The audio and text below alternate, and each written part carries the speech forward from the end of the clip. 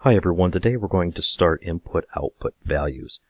When we're looking at an input-output table, what we are going to look at is an x value that we will substitute into an expression to equal some output, a y value. It's best that we practice. The first value that they give us is 0. So this 0 will be substituted into the x, and I write that 0 plus 6. Well, that one's pretty easy. We know that 0 plus 6 gives us an output of 6, or y equals 6. Our next value is 3.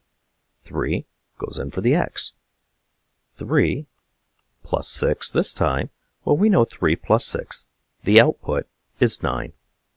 And finally, 7. 7 goes in for x, so it's 7 plus 6, and we know that equals 13.